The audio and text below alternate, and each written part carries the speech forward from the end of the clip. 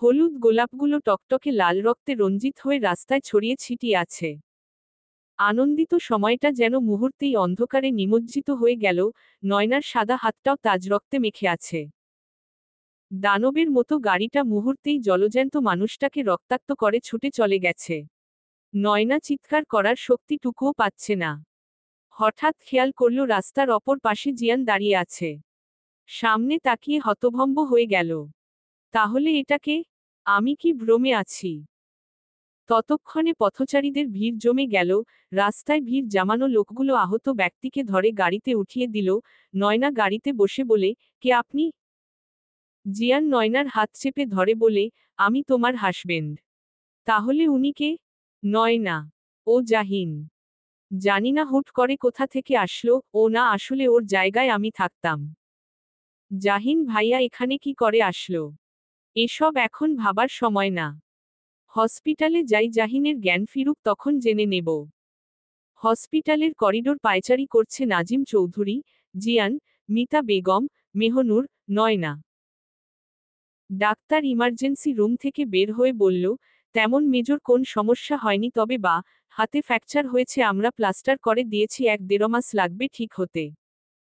নাজিম চৌধুরী বলল, জাহিন তোদের সাথে কি করে আসলো? বাবা আমি বুঝতে পারছি না জাহিন ওই স্থানে কিভাবে উপস্থিত হলো। এক্সিডেন্ট হওয়ার কথা ছিল আমার।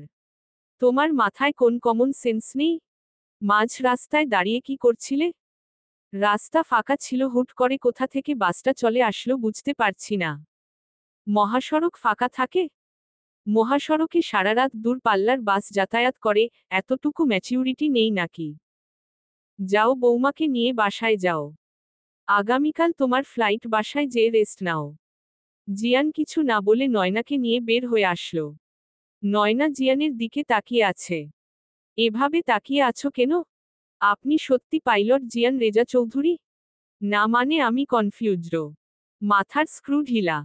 দেখো এসব বিরক্ত লাগছে। বাচ্চাদের মতো বিহেভিয়ার, পরিস্থিতি ও বুঝো না নাকি? নয়না মন খারাপ করে বলে, সরি আপনার মন খারাপের কারণ হতে চাইনি, আমি সত্যিই কনফিউজড। জিয়ান নয়নার হাত ধরে গাড়িতে এসে বসল, মনে মনে বলল আজ তোর রক্ষা নেই জিয়ান। এই অভিমান তুই কিভাবে সামলাবি? পুরো রাস্তা নয়না কোন কথা বলল না। আমাবস্যার রাতের মতোই তার মনটা কালো হয়ে গেছে অভিমানের মেঘে। শাড়ির বিভিন্ন জায়গায় রক্তের ছিটা লেগে আছে। গাড়ি চৌধুরী ম্যানশনে থামতেই নয়না গাড়ি থেকে বের হয়ে সোজা নিজের রুমে চলে গেল। কাভার্ড থেকে ড্রেস নিয়ে ওয়াশরুমে চলে গেল ফ্রেশ হতে। জিয়ান মাথায় আঙুল ঘষে বলে, নিব্বি বউ, পরিস্থিতি ও বুঝে না। এখন আমি এই অভিমানের মেঘ কিভাবে কাটাবো? জিয়ান রুমে এসে দেখে নয়না নেই। এদিক সেদিকে উকি দিয়ে ডেকে উঠল, সুনয়না, সুনয়না, কোন উত্তর না পেয়ে বারান্দায় খুঁজতে লাগল। হুট করে মনে হলো ওয়াশরুমের কথা। জিয়ান ওয়াশরুমের সামনে এসে বলে, জান শুনছ? সরি জান। নয়না ওয়াশরুম থেকে বের হয়ে সোজা বেডে এসে বসল। ড্রেসিং টেবিল থেকে চিরুনি নিয়ে মাথা আঁচড়াতে লাগল। জিয়ান নয়নার পাশে এসে বসল। নয়না সরে বসল, জিয়ান আরেকটু পাশ ঘেঁষে বসল, নয়না আরেকটু সরে বসল। এভাবে সরতে সরতে খাট থেকে পড়ে যাওয়ার উপক্রম হলো। জিয়ান নয়নার হাত ধরে টান দিল, নয়না সোজা এসে জিয়ানের বুকে পড়ল। নয়না সরে আসার জন্য মুচড়ামুচড়ি করতে লাগল। জিয়ান নয়নাকে শক্ত করে নিজের সাথে চেপে ধরে রাখল। শান্ত কণ্ঠে বলল, আমার ওভাবে রিয়েক্ট করা উচিত হয়নি, আমার বোঝা উচিত ছিল, তোমার ভুল হতেই পারে। আমরা দুজন দেখতে পুরো সেম। বাবা মা ছাড়া আমাদের মধ্যে কেউ পার্থক্য করতে পারে না। সরি জান। প্লিজ রাগ করে থেকো না। তোমার মন খারাপ থাকলে আমার ভালো লাগে না। নয়না ঠুকরে কেঁদে উঠল। জিয়ান নয়নার থুতনি ধরে নয়নার চোখের পানি মুছিয়া দিয়ে বলে, এত কান্না কিভাবে আসে? না মানে মেয়ে মানুষ এত কান্না কি করে করতে পারে? উপস্বর সরি, সব দোষ আমার, কান ধরে সরি বলবো? নয়না কিছু বলল না। কিছু তো বলো। বউ কথা কও। নয়না মুখ খুলল, আপনি আমাকে বাসায় দিয়ে আসুন। থাকবো না এখানে আমি। জিয়ান নয়নাকে কোলে তুলে নিল। নামান আমাকে, যাব না আপনার সাথে। জিয়ান বারান্দায় এসে বসল। নয়নার কানের কাছে মুখ নিয়ে বলে, ঝগড়া, রাগ অভিমান যত যাহোক বাপের বাড়ি যাব এসব চলবে না।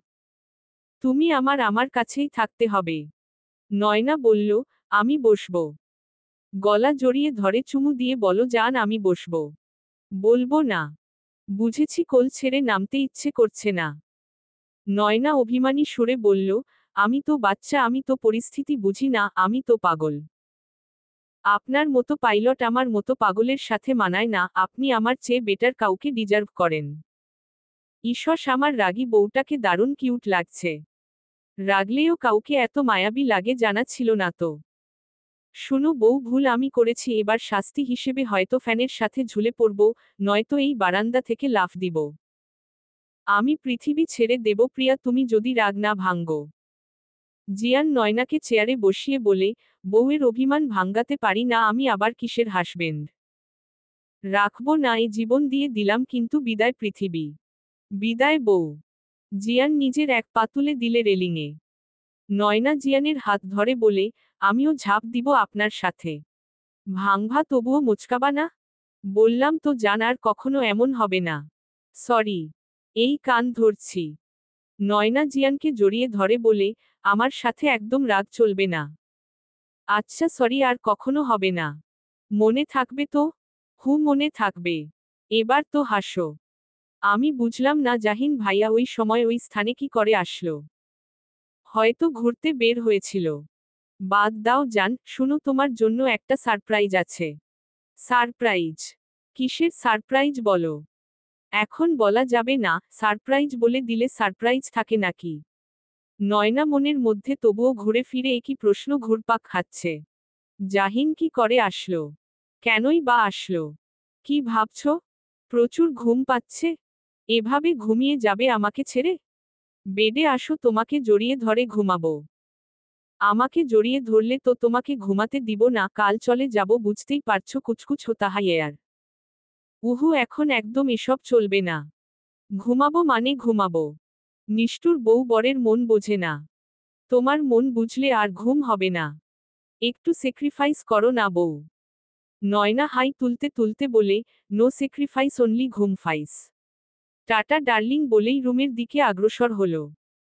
জিয়ান নয়নার হাত ধরে বলে, আর কিছু না, দাও একটা কিসমিস দাও বেব। নো কিসমিস ডিয়ার হাবি। জিয়ার নয়নার হাত ধরে ডান দিয়ে নিজের কাছে এনে অধরে অধর মিলিয়ে দিল। নয়না জিয়ানের ঠোঁটে দাঁত বসিয়ে দিল। জিয়ান নয়নার ঠোঁট ছেড়ে দিয়ে বলে, এটা কি হলো? জংলি বিল্লি। নয়না রুমে ঢুকে বলো, ডু নট ডিস্টার্ব। ঔষধি জাহিন আবার পিছু করল জিয়ান আর নয়নার। বাইক একপাশে রেখে ধীরে ধীরে ফলো করে এগোচ্ছে জাহিন। হঠাৎ গাড়ি দেখে দৌড়ে যেয়ে জিয়ানকে ধাক্কা দিয়ে সরিয়ে দিল। গাড়িটা জাহিনের পাশ ঘেঁষে চলে গেল। মাথা ফেটে রক্ত গলগল করে পড়তে লাগল। পা ও খানিটা কেটে রক্ত বের হচ্ছে। জাহিন মাটিতে লুটিয়ে পড়ল। চোখ বন্ধ হওয়ার আগে জাহিনের কানে আসলো নয়নার কণ্ঠ। জিয়ান বলে চিৎকার করছে নয়না। চলবে।